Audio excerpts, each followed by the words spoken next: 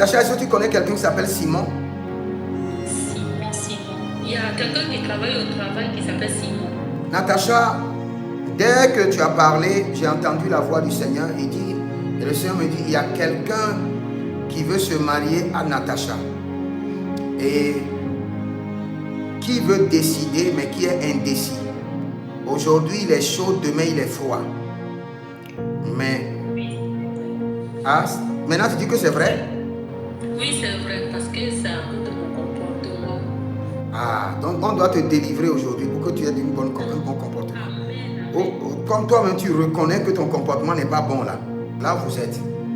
Est-ce qu'il y a un collège qui n'est pas loin, et au niveau de ce collège là il y a des arbres? Oui, il y a un collège qui n'est pas loin de vous. Non, dans le collège il y a un arbre. Oui, parce que je suis en train de te voir et je fais quelque part, je vois le collège, je vois l'arbre. Dans ce collège là, il y a une bénédiction qui t'appartient là-bas. Il y a une bénédiction qui t'appartient là-bas.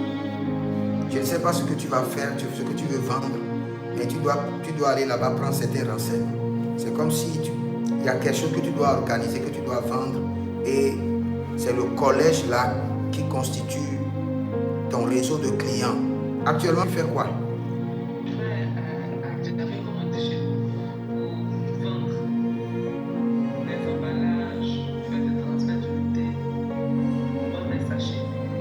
Tu as un frigo à la maison?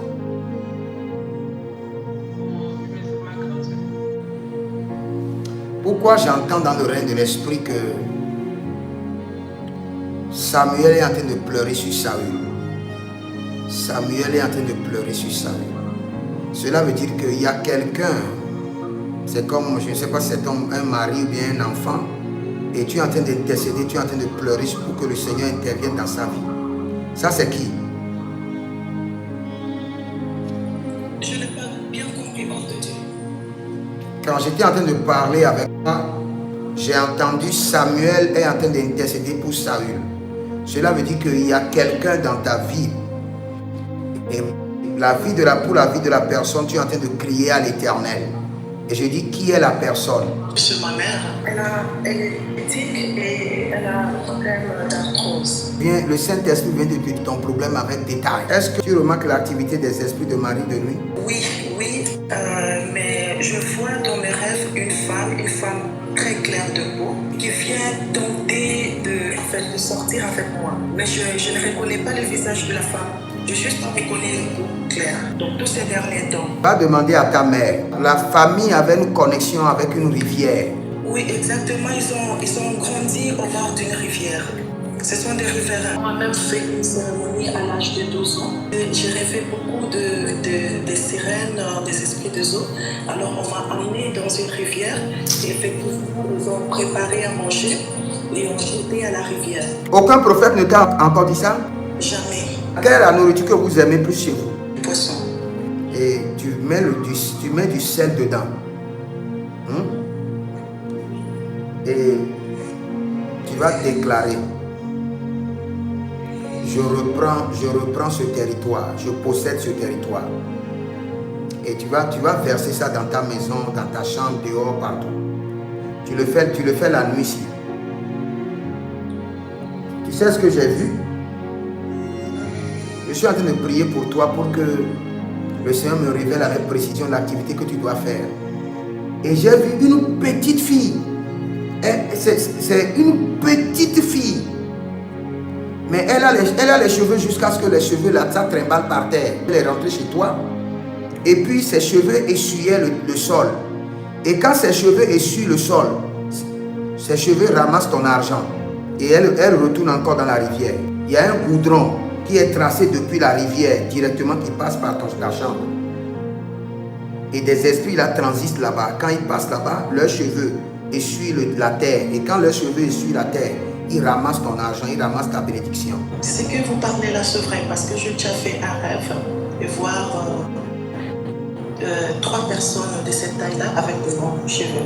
Alors j'ai un problème, je ne traverse pas de rivière.